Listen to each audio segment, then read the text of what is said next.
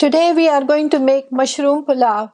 This pulav is rich in fiber and protein because of the edamame, soya chunks and mushrooms. Normally people steer away from white rice, but this pulav is an exception to that. Also, it is very easy to make and full of flavor. So let's start making it.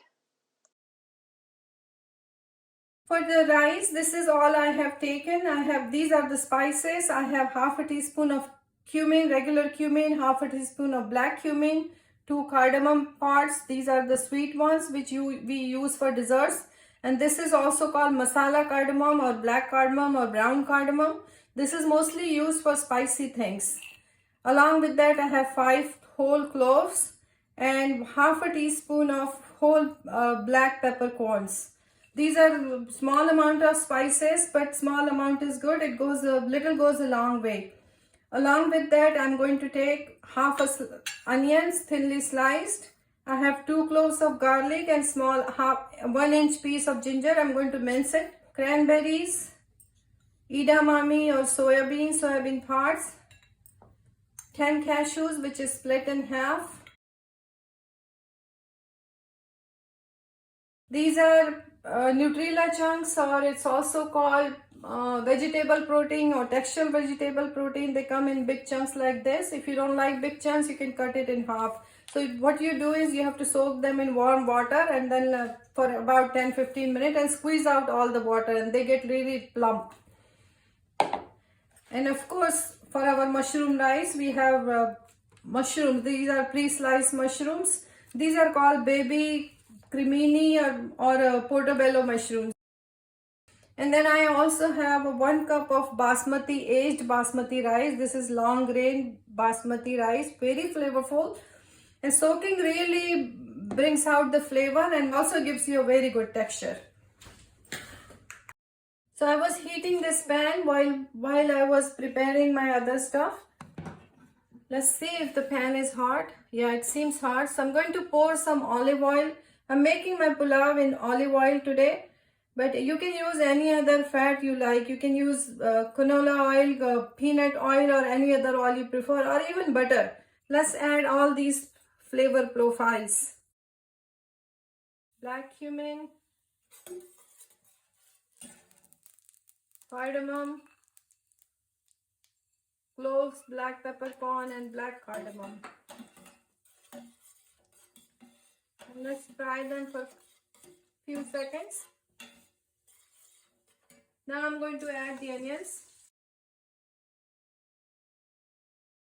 Let's check on the onions.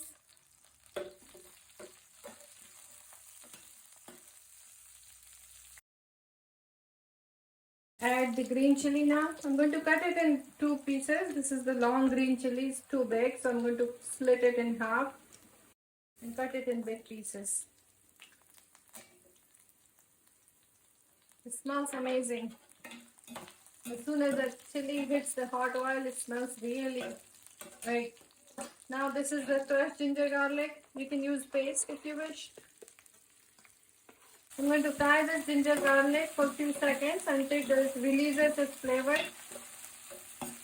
Now I'm adding the edamame or soybeans, the cashews, raisins, and also soya chunks. Just squeezing out all of the water. We don't want any soybean water in there.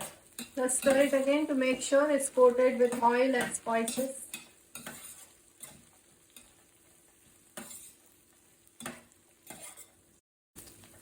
Now this is all has to be heated well. In the meantime, I'm going to drain the water from the rice. Now we can add our mushrooms and cranberries. Again, this mushroom needs to be cooked. So we're going to cover it and let it cook for another 3 minutes. So let's check how it's doing. Our veggies have been cooking nicely for a good 4 minutes. I'm going to remove the lid and check how they look. And I'm also going to add a very small portion of turmeric powder just for the color. We don't want very dark color, but this is like 1/4 teaspoon of turmeric. The veggies are all cooked, mushrooms are cooked. Now I'm going to add the garam masala. We had it earlier. Half a teaspoon of garam masala. And it's time to add the rice now. This rice was drained. At this point we have to gently mix it since the rice was soaking. It's very fragile now. It can break. We don't want broken rice. For 1 cup rice we need 1 teaspoon of salt. These mushrooms are really high in potassium and vitamin C.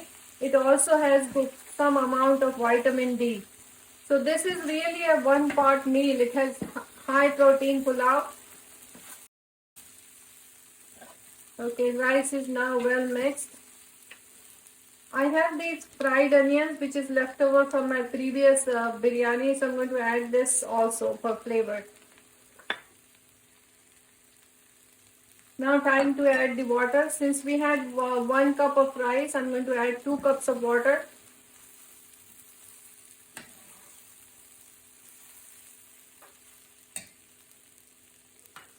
That is the standard amount of water you add for any long grain aged rice. Even though we soak the rice is aged, so we still need 2 cups of water. If your rice is not old and it's not aged, you probably need to add only 1 cup of water.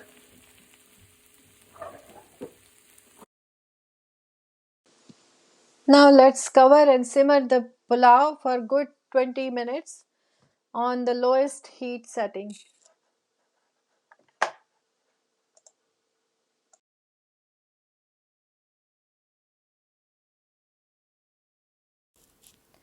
It has been 20 minutes, so let's check our pulao. You can see the rice grains are pointing up. That means our pulao is ready. It has a rich brown color because of the mushrooms, and rice grains are fluffy but soft at the same time. So time to serve the pulao. I like to serve this pulao with a raita and sliced cucumbers. Check the description box for detailed ingredients list and stay connected for the more simple recipes like this.